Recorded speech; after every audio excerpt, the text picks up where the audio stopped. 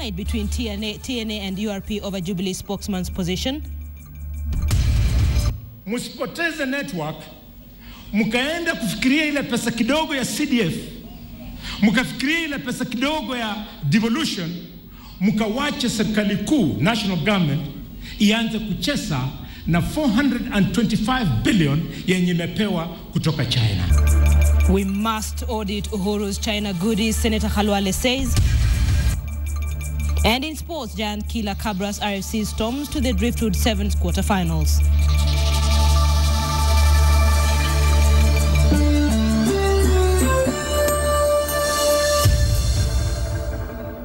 Many thanks for joining us. Now, businessman Kamlesh Pattni's home and offices were earlier today raided by CID officers. The officers are said to be investigating the fire that brought operations at the Jomo Kenyatta International Airport to a halt. Sophia Wanuna has the details. Early this morning, officers from the Criminal Investigation Department, CID, cut these electric wires and made their way into Kamlesh Pattni's offices in Westlands. Hao watu walituvamia asubuhi ambapo hakuwa wamevaa uniform. Na sisi hatukuwa tunajua kama ni maaskari. Manake sheria inasema kama unataka kushikwa na maaskari mpaka usikuwa umevaa uniform. Sasa waliingia huko ndani wakaanza kufuruka, number plate wameficha, wamechukua vitu na walikuwa wametufukuza. For 4 hours, about a dozen officers are behind this gate, but their agenda remains unclear. And when they finally leave, the number plates on these cars are covered. One of Pattni's workers said the officers took away several items after the operation. They left with some documents, including 6 laptops, 5 CPUs, 1 iPad, and 3 flash disks. Meanwhile, other CID officers raid Pattni's home in the leafy suburbs of Kitusuru. 5 men of Asian descent are taken in for questioning. Other items, including this CPU, are seized from his home and taken to the CID headquarters. Speaking to the Standard, the CID boss, Ndegwa Muhoro, said he is aware of the raids, but he was yet to be briefed on what his officers had found out. The Inspector General of Police, David Kimayo, also told the Standard he had not been fully briefed about the raids. On his part, the man at the center of the raids, Kamlesh Pattni, told KTN that the officers had quizzed him over the JKIA fire and he had written a statement on the same. A huge inferno that halted operations at JKIA on August 7th came just 1 week after the World duty-free shops at the airport linked to Pattni were demolished. And now CID officers are said to be investigating if the businessman turned preacher had anything to do with the fire. After the duty-free shops demolitions, Pattni is reported to have said that God will punish the Jubilee government for destroying the shops. Sophia Wanuna, KTN. Let's focus our attention on security in the country now. And earlier on, KTN spoke to Marsabit Governor Ukur Yatani on phone, and he was giving us details of what he says is a serious security crisis in Moyale. The governor informed KTN that the fighting between 2 communities there has become so bad that even the police chief on the ground is afraid to leave his own house, while business has been paralyzed in Moyale due to raids and attacks on commercial vehicles. Here's the phone interview and what he had to say. The last 3-4 weeks we've had problems, problems have been recurring. One, first there was somebody who was killed and then 2 people wounded about 3 weeks ago. Then later on somebody was, a truck that was flying Moyale Marsabit Road was stopped. Somebody was removed from the car and shot in the head and he died 2 days later. And then there was a big demonstration in Moyale town against the DC organized by a chief who was implicated in non-supporting some banditry activity on the road. So there's been serious problem, and as a result, somebody was killed in town. The OCS was ambushed and they also attacked in town. The DC had to be taken away and kept at the care of the Kenya Defense Force and also left in Moyale. So we've had problems. Yesterday there were fights between 2 communities. 3 people were killed and 2 people were wounded. And then trucks, 2 trucks were taken off-road and they have disappeared. One of them has not been accounted up to today. So there's a serious problem, and we've tried to bring the attention of the national government, particularly the security arm, from the minister down to the county commissioner, But unfortunately, the help we are not getting is not really sufficient. Like the OCS cannot even come out of his own house. The DC has run away because of the problem that happened about a week ago. So it's a serious problem. There seems to be some total laxity on the part of the concerned. We are appealing. Personally, I'm using this opportunity to appeal to the Deputy President. He understands this place and he's been forthright many times. If he can reignite the security machinery so that they address it, they give it the necessary attention. Marsabit Governor Kenyattas there speaking to KTN on phone earlier on during the day about the security situation in Moyale, asking for help to curb insecurity in the region, saying that even security officials in the area have no idea what to do to counter the insecurity in that region. We are looking at that story and we will follow it up for you, of course, in the coming days. Let's move on now. And the countdown to Deputy President William Ruto's appearance at The Hague has begun. He may not be jittery but elders of various communities are not taking their chances and have turned to traditional prayers, while politicians are staying a little more practical when it comes to the International Criminal Court issues. Catherine Omwantho looks at this. For today, the Deputy President can bask in his new position as an Embu elder. Ruto seemed rather unfazed by the fact that his and Joshua Sang's trial begins on the 20th of September at the International Criminal Court. Addressing constituents at Siakago during the homecoming party for their MP, Lenny Kivuti, Ruto was more concerned with pleasing the country's 47 governors and saving the country from a possible expensive referendum. Tumesema serikali ya kaunti ya mashinani tutapatia pesa, tayari wako na bilioni 210 ya kufanya kazi mashinani. Na tumesema pesa hiyo ni 32%, mwaka ujao tutaongeza iwe 40%.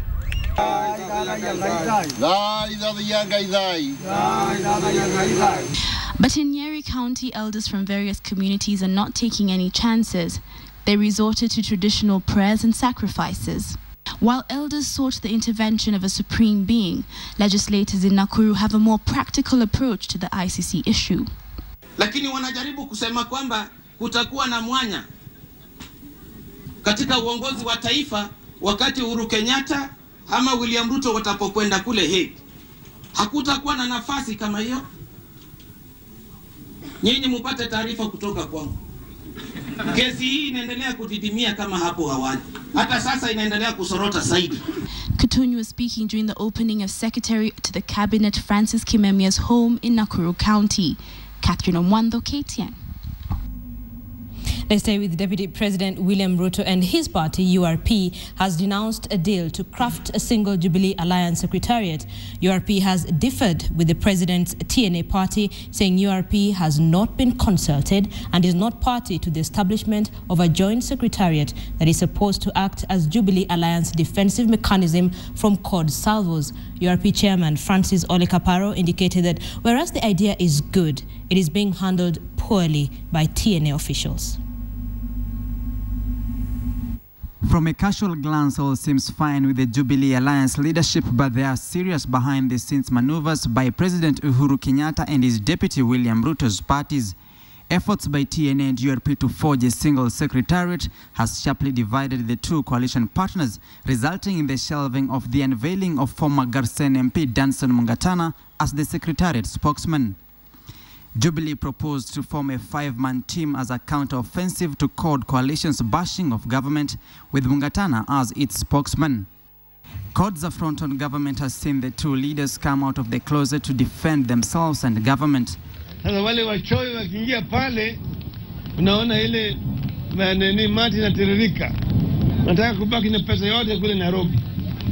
Wakati huu unadanganya nyinyi atameleta 32%, hapana. Wameleta 12 peke yake. Ati sasa huyu mtu ya hadithi mingi anasema sasa ati hawataki rais achaguliwe na mwananchi. Ati wananchi hawaelewi. Ati wanataka rais aende achaguliwe kwa room fulani na watu wachache. Ndani ya mwezi moja tutaanza kuanza mazungumzo ya juu ya mambo ya referendum ili tukubaliane njia ambayo tutapita na hii mambo ya referendum. Hatutaki hiyo na mvurutano. Tutaambia mpaka ndio tuzungumze. Ukikataa sasa ni shauri yao. Kwani ulikuwa wapi wakati tulikuwa tunapitisha katiba? Ya? Si walikuwa huko tukipitisha katiba? Walikuwa wamefungwa macho? Kuna lolote wanasema si wote ndio walikuwa wanasema hii katiba lazima ipite? But URP has now distanced itself from the crafting of the secretariat. URP chairman Francis Ole Kaparo says no TNA official has contacted his party to advance the talks. Saying it was a noble idea to have a common voice for the coalition, Kaparo stated the execution of the idea was being done casually by a few TNA officials without the involvement of URP. Among those tipped to be the secretariat members include former Mosop MP and URP Executive Director David Kowech. But Kaparo denied Kowech is a member of the secretariat, saying the party had not sanctioned such a decision. URP holds its executive meeting Monday to be chaired by Kaparo. Despite URP's reservations and mistrust, TNA claims the purpose of the secretariat is not a merger, but assembling of Jubilee Alliance affiliate parties to speak a common language while maintaining their apparent separate units. But URP holds there is nothing as a joint secretariat not until it's conveyed through proper channels. Samugina, KTN. Right, 2 days ago, Kenyans marked 35 years since the nation's founding father, Mzee Jomo Kenyatta's death. More than 3 decades on, and it is another Kenyatta, Jomo's son, Uhuru Kenyatta, who is Commander-in-Chief of Kenya's Defense Forces. Uhuru continues to chase the Kenyan dream, albeit in a different style. KTN's Ben Kitele reports on a tale of the two Kenyattas and seeks to compare and contrast their leadership styles. On August 22nd, 1978, a young Kenya woke up to sad news. After leading the nation for 15 years following independence, Kenya's first president, Mzee Jomo Kenyatta, died, signaling the end of an era that a sizable chunk of Kenya's population today never experienced. Kenya's current president, Uhuru Kenyatta, was just 16 years of age when his father died in his sleep in Mombasa. I, Uhuru Kenyatta. But more significantly for the Kenyatta family, Uhuru beat considerable odds in the March 2013 general election to become Kenya's fourth president. This year's Jomo Kenyatta anniversary saw the president break tradition, missing his late father's memorial service as he was out of the country on official business, trying to further his father's dream. But how do the leadership styles of the two presidents compare?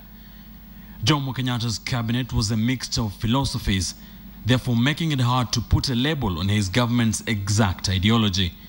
However, having spent time in the United Kingdom, he sought to initiate a capitalist culture on a young Kenyan nation. Within his government, there were people with socialist backgrounds, like Jaramogi Oginga Odinga and Bildad Kagi and so on. And at the same time, he populated it with unrepentant capitalists, including Mwai Kibaki, who was in that government at independence.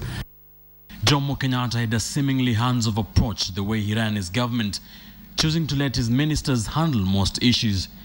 He sometimes chaired cabinet meetings in his Gatundu home, a huge contrast to what has been seen of President Uhuru Kenyatta's 5-month reign. Uhuru Kenyatta is probably a better student of Daniel Arap Moi than he was of his father. He's more involved in government than his father was, but almost to the same extent as Daniel Arap Moi was. Another key difference between President Uhuru Kenyatta's administration and that of his father is foreign policy. While Jomo Kenyatta was a strict capitalist and never entertained any communist or socialist links, Uhuru is seemingly leaning east. Is a clear indication of China's growing importance to Kenya and indeed to Africa as a whole.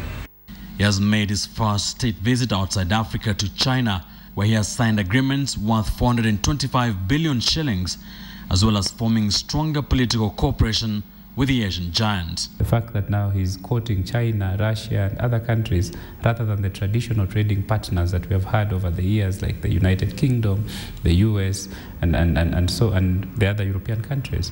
So this is different. A key similarity in the two administrations is that both Kenyattas came to power at a time when Kenya was ushering in a new constitutional dispensation. I shall now administer the oath of due execution of the office of the President. President Uhuru Kenyatta is operating in a totally different constitutional order, as his turbulent first 5 months in office have proven. And the son of Jomo has a rather tough journey as he strives to forge his own legacy. Ben Kiteli, KTN.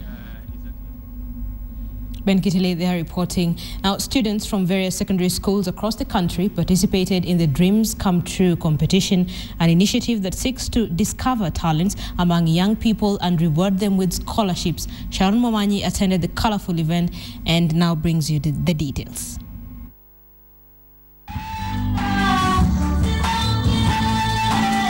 Music.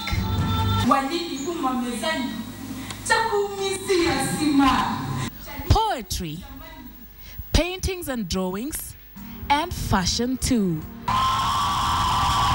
It was a vibrant, entertaining night, the apex of all things art, as students from high schools across the country met to stage their talents in a competition that would see the 3 best performers out of the 20 categories of the Dreams Come True competition get scholarship for their high school education. Our county offices is where now we are able to get the list of the schools. Then we just sample, because we are doing seasons. We sample this time around in this region, we take a boys' school, then we go and take a girls' school in a different region. Then that is season 1. When we come to season 2, we go the opposite way. Dreams Come True was founded 6 years ago and has over 150 scholarship beneficiaries. The initiative seeks to go deep into the various areas of the country, finding and rewarding the best hidden talents. Yeah, the scholarship is really going to help us a lot, especially me. The person who pays my school fees is my uncle. Sometimes he does not have money. I have to go out for school fees. I stay at home. The competition has various categories, including hair plaiting, stand-up comedies, narratives, fashion and design, and many more. When you let students explode and give out the natural thing that they want, you realize they are good. Honestly, you'd see students performing better than some people we've seen perform their own music in some of the reality shows we've seen on TV, and students are good. The organizers conduct auditions all through the school terms and have the best performers come to compete against the winners from the other schools. Many young, talented people are always seeking out that big break, that opportunity to be seen, heard, and read. Now tonight I'm surrounded by vast talents, vast beauty, as these young people have come out to showcase their untapped talents and have their dreams come true. Sharon Momanyi, KTN, Nairobi. Show us all the money you got from China. Those are the words of Kakamega Senator Boni Khalwale to President Uhuru Kenyatta. Khalwale says the Kenyan taxpayer will have to repay the loan from China, and therefore everything Uhuru has secured from the Chinese must be scrutinized by Parliament for full accountability. This comes as Uhuru finalized his China trip. Khalwale has petitioned for full disclosure of details on the amount of money borrowed from China during the just concluded visit by President Uhuru Kenyatta. Speaking during the burial of a brother to former Lugari MP Cyrus Jirongo, Khalwale said Kenyans were still in the dark regarding the borrowing. Uhuru ameenda China, ameomba huko pesa loni ya 425 billion shillings. Ningependa kuomba wajumbe wote wa Kenya, senators wote wa Kenya, musipoteze network, mukaenda kufikiria ile pesa kidogo ya CDF, mukafikiria ile pesa kidogo ya devolution, mukawache serikali kuu, national government, ianze kucheza na 425 billion yenye imepewa kutoka China. Halwale said that the controller of budget should monitor the usage of the money to ensure every region of the country benefited equally. Lazima nyinyi kama MPs, you must take it as your responsibility.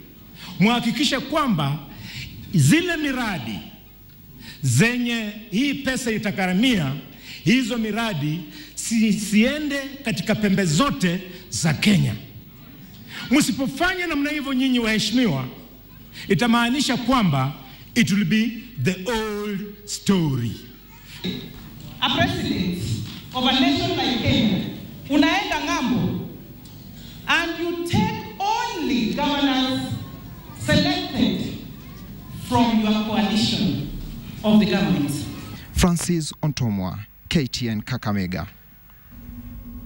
Elsewhere, former President Mwai Kibaki joined Kangema residents in remembering the late Josephine Mishuki, wife to former Environment Minister, the late John Mishuki, a year after she passed on. He called upon Mishuki's family to remain united and join hands with other Kenyans to develop the country. The event was held at Mishuki's Kangema home and was also attended by close family members and religious leaders. Reaching all this, the administration has been so supportive. That's the questions they have.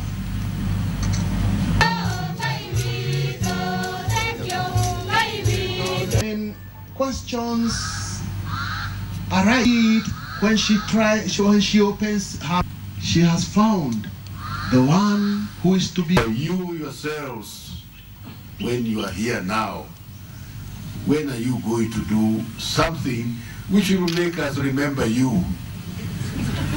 Because, you know, on a day like this, you have to think about how many people have been around and they have passed on, and after 2 days they are forgotten. Even as we mourned, we began to truly appreciate the treasure that Mom was. Mom was the center and pivot of our lives. You're watching Saturday Night Live. Thank you for staying with us. We're taking a short break, but just ahead. What would life be like if you lost your teenage son and never? Muranga continue to wallow in poverty and sink deeper into debt 2 years after the government waived debts owed to coffee societies by farmers. And as Wilkista Nyabwa found out, the delay by the government in releasing the second installment of the funds is making coffee farmers contemplate abandoning growing the crop. The wheels keep grinding, only slower, as coffee farmers grapple with the uncertainty that now clouds the coffee sector. They still nurse hopes of prosperity, but these hopes have been tempered by the reality of debt. They say the government has failed to keep its promise to them. James Kiroko was raised and educated on earnings from coffee farming. A second-generation coffee farmer, his debts accumulated over time. The farmer says his hopes were restored when the government announced that it would waive coffee debts. Serikali ilitufikiria ikatuhurumia hiyo maruni yote. Sasa tukaona tukiendelea kulima zaidi, labda serikali itatufikiria tena bei yetu ya kahawa iendelee juu. His joy was short-lived. In 2010, the government released 750 million shillings to clear loans that coffee farmers had taken in the 80s and early 90s.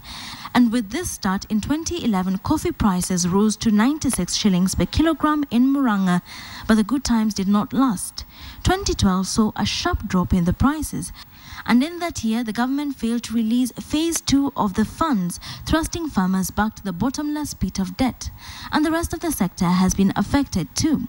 The Murata Sacco used to extend credit facilities to its farmers. The delay by the government in releasing the second installment of funds is now taking its toll. We have received about 615 million. That tells us that we have a balance of 366 million, which has not been released.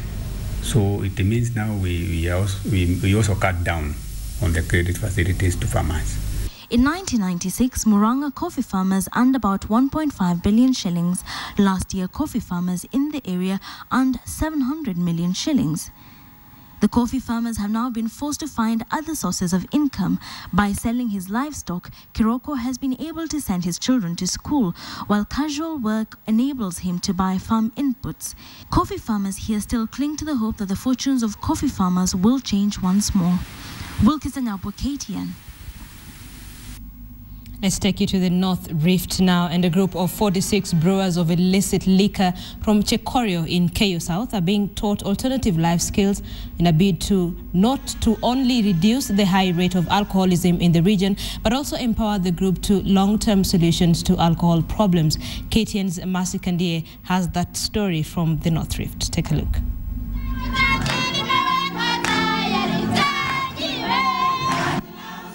Normally, they would be singing a different tune, but they say they are beginning a new journey in their lives. The certificates they show off so proudly is the evidence of it. It is Friday. They close the week to start the following week on a new note. They say they are done with illicit brew. We need restoration, to be restored from where they have been as brewers, to come back to the light and to begin to do some good and acceptable activities in their communities. The Empowering Lives International Kenya in Ilula, Uasin Gishu County has been assisting recovering alcoholics with 2,000 graduating so far. Today, it's a matter of getting to the root cause of the high rate of alcoholism in Keyo South, reforming of the brewers themselves. Among them is Anita Kirui, dressed in yellow today for her graduation, as though to symbolize a new light, a new her. Sasa nimeacha hiyo mambo kabisa. Imeniletea hasara na sikunywangi kabisa, hata siwezi lamba. Kuna wateja wenye wanakuja asubuhi sana kutest, ndio inashikana. After being arrested 3 times, she knows it's a tough road ahead, abandoning what she held closely, that which helped her fend for her 3 children. Niko na kuku karibu 6. Sasa nitaanzia hiyo. Her certificate to remind her and the 45 others at the Komongo Self-Help Group to strive and move forward. Today, they sit side by side with the local administration, and after a long time being on different sides, the graduation brings them together. Chusi. Nagaona nimefanya hasara kabisa. Unaleta sukari ya mtu, mahindi bande ya pusa, alafu wanakuja kumwaga yote. The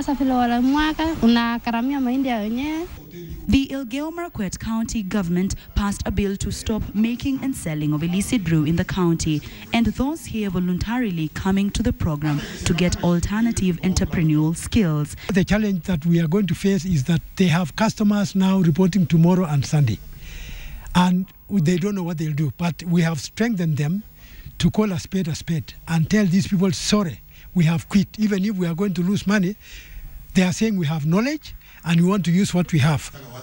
It is said that if you positively empower a woman, you empower a family and then the entire society. The truth to this, for the 44 women graduating here, only time will tell. For now, their eyes see reform. Mercy Kandie, KTN, Ilula, Uasin Gishu County. All right, so if you're a woman, you need to listen to this next story. Are you a woman suffering from constant back pains, breast aches, or shoulder discomfort? Then your problem could be associated with the bra you're wearing. A spot check in outlets where women wear is sold shows that most women don't know their correct bra size. Take a look. Research has shown that an average woman's bra size changes up to 6 times in her life. This is because of several factors like pregnancy, age, weight loss or gain, or hormonal changes. That is why most women walk around wearing the incorrect bra size. I can gauge from my eyes, looking at it, and then maybe I try. Okay, I don't really know a specific size, yeah. I do, depending on how I'm growing, yeah. Like right now, I've just changed because I'm finding myself to be growing bigger because I'm expecting. Research further indicates that at least 80% of women wear bras that are either too tight or too small or too loose. I visited a ladies' boutique here in Nairobi to find out just how women go about selecting bras that they wear. Okay, unasikia mtu anakwambia nataka 36D na size ni mtu wa double D. ni mtu wa double G, unamsaidia. Since I'm also part of the 80% of women who don't know the size of bra they're supposed to be wearing, I decided to go and find out for myself. If you want to know if you are wearing the wrong size of bra, some of the signs to look out for are if your shoulders feel like they are falling forward and if your bosom bounces as you walk. Some of the dangers of wearing the wrong bra size include back pain, restricted breathing, abrasions, breast pain, and blocking of blood flow. These problems are worse in large-breasted women. Najma Ismail, KTN. Well, now you know, fix it if you're part of the 80%. You're watching Saturday Night Live. We're taking a short break, but stay with us. We'll be right back.